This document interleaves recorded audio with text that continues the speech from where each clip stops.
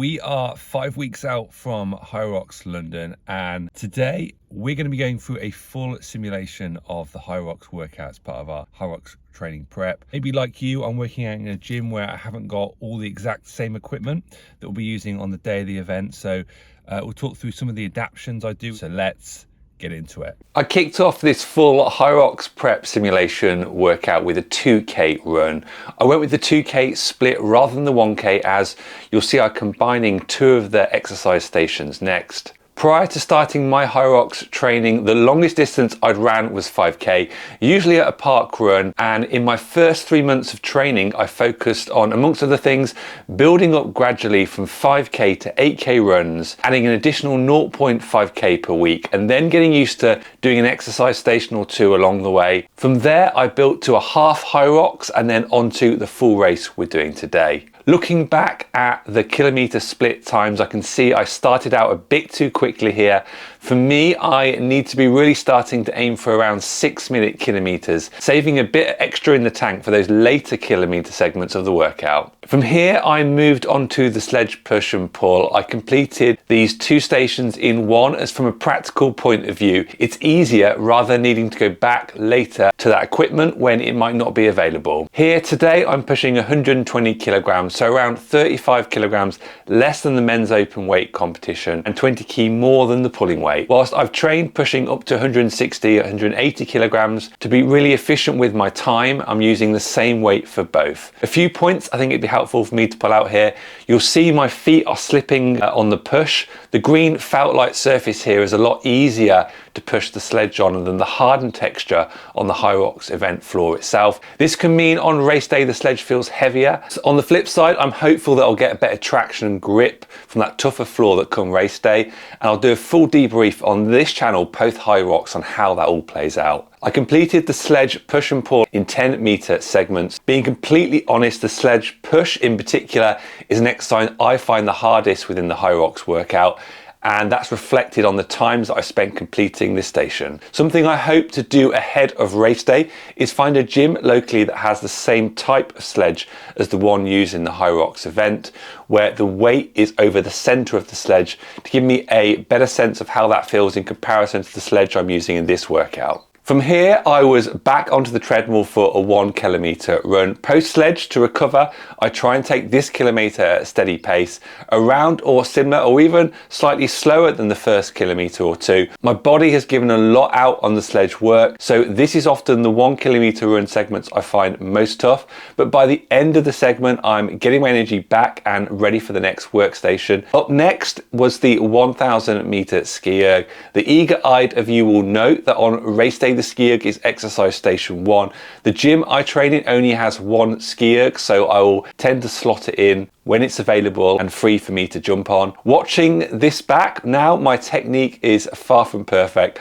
I could and should be going through a fuller range of motion. At this point, my fatigue is starting to set in, so I'm getting my excuses in early either way. Something I noticed at the end of the station was the dampener had been set on 10 throughout, so not surprising I was struggling a little bit with this. If I recall correctly, I think the standard setting is 7 for the Hyrox events, but do check the Hyrox event website and rules to verify that. So on to another kilometer and hitting the halfway point of the running, so keeping it a steady eddy pace here. Next up, the 200 meter kettlebell farmer's carry. You'll hear a lot of people say you should try and do this unbroken without putting the kettlebells down. For me, that doesn't really work. I need to put them down, but I'll try to do that as infrequently as possible, usually a maximum of 2 or 3 times. A tip for race day is keep your pace up on the straights, slowing down on the corners. On to the 5th 1 kilometer run. Not a lot to say on this other than I'm picking up the pace a little bit here. Then onto the rower. Here I'm looking to keep a steady work rate. I do row fairly frequently in the gym. Of note is my pacing when competing a full Hyrox, which is a fair distance off my personal best. This is intentional to avoid gassing out or burnout. Hyrox is an endurance sport, so keeping that heart rate and those lactic acid levels as low as possible for as long as possible in the race are all helpful and will help us have more in the tank for those later segments of the race. Another steady state 1 kilometer run and then on to the 100 meter of sandbag lunges. An adaptation I've had to make here based on the equipment I've got available is I'm combining a 15 kg and a 5 kg sandbag to get me up to the competition 20 kilogram weight. This makes it slightly more awkward, but once you're up there, I'm good to go. If you don't have access to sandbags in the gym, another adaptation I've used previously is grabbing two 10 kg dumbbells and using these instead. On to another 1 kilometer run and then the 100 wall balls. Apologies for the terrible camera angle with this footage here. Now, my gym doesn't have wall ball targets, so there are two adaptations I made when practicing for this station. For this session, the gym I'm in also has a low ceiling, so I can't even get the full height throw. So to compensate from that, I'm using a 7 kg ball weight and simply throwing it up and catching it again. Another alternative if your gym does have high walls but still no wall ball targets is what I'm doing here, which is essentially making your own target. Throwing that ball slightly in the forward motion towards the target is more similar to what you'll do on race day. Into the final 1 kilometer run now. The finish feels in touching distance. My legs are tired. It's at this point in the race we need to dig deep and keep going. Into the final exercise station, the burpee broad jumps.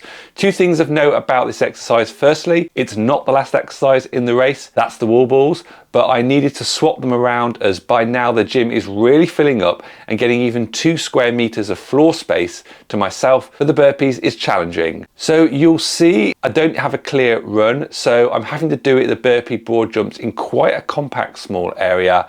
I was feeling very fatigued by this point and needing to get on with the day, so I finished 40 reps of burpees. In reality, come race day, I would need to do around 60, but a good solid session all the same. Right now, back for the post-workout debrief. Hello, we are back. That was a tough session in the gym. I'm pretty exhausted. Ironically, this week we took in the region of 2 hours and 20 minutes, so nearly half an hour longer than last week. I'm not quite sure what was going on there.